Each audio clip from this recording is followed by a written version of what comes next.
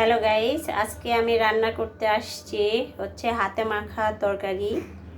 এই তরকারিটা আমাদের খুব ভালো লাগে খেতে, তো ভাবলাম যে আপনাদের সঙ্গেও শেয়ার করি। তো আপনারাও বাসায় এই হচ্ছে হাতে মাখা তরকারিটা ট্রাই করবেন, ইনশাল্লাহ আপনাদেরকেও ভালো লাগবে। এখানে আমি হলুদ, কাঁচামরিচ, শুকনো মরিচ আর লবণ, আর জিরা, আর রসুন বাটা নিয়েছি। এই যে বাটা, এগুলো বাটা মশলা। হ্যাঁ, আর পেঁয়াজ নিতে হবে একটু পরিমাণে বেশি। নিয়ে এই মশলাটা আগে হাতে মেখে নেব। এই যেভাবে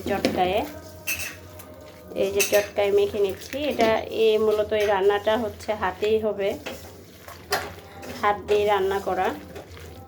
এভাবে চটকাই নেওয়ার পর এখানে আমি আলু কুচি করে রাখছি, আর এই মশলার সঙ্গে আলুটা মিক্স করব। বন্ধুরা, এই যে আলু ঢেলে দিয়েছি, যেহেতু আমি এক হাতে ভিডিও করছি একা।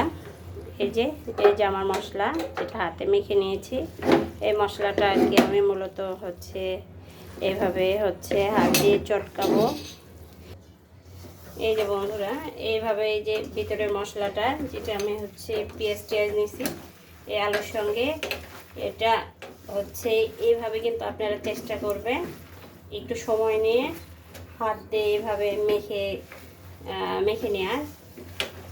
এভাবে আপনারা হাত দিয়ে অবশ্যই মেখে নেবেন।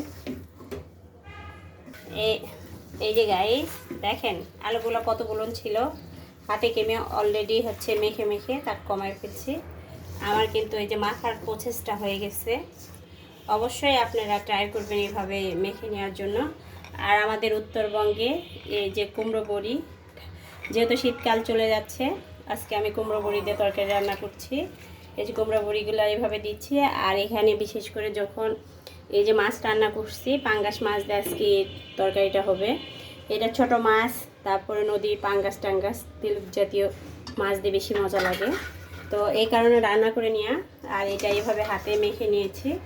এখন এখানে একটু পানি দিব। পরিমাণে পানি আপনারা অবশ্যই কম দিবেন, বেশি দেওয়া প্রয়োজন নাই। কী কারণে হাতে যেহেতু এটা মাখানো তরকারি, খুবই সামান্য পানি দিতে হবে। এখান থেকে পানি অলরেডি বের হবে, আর একটু সামান্য দিব। এই যে জলটা দেখেন আপনারা, এই মানে একদম টইটম্ব করে দেওয়া যাবে না। এইভাবে দেওয়ার পর এটা যখন হয়ে আসবে আমার, তখন আমি এই যে মাছগুলো, রান্না মাছ, এখানে আমি অলরেডি অ্যাড করব। তো আপনারা অবশ্যই সবাই এভাবে রান্নার আমার এই রান্নার প্রসেস দেখে অবশ্যই রান্না করবেন। অবশ্যই এটা হাতে মাখা তরকারি খুব টেস্ট। তো সবাই ভালো থাকবেন। আমার ইউটিউবের ফ্রেন্ড ফলোয়ারেরা সবাই আমাকে একটু সাবস্ক্রাইব করবেন আমার চ্যানেলটাকে। আর আমার রান্না কেমন লাগে অবশ্যই একটু কমেন্ট করে জানাবেন। সবাই ভালো থাকেন, আল্লাহ হাফেজ।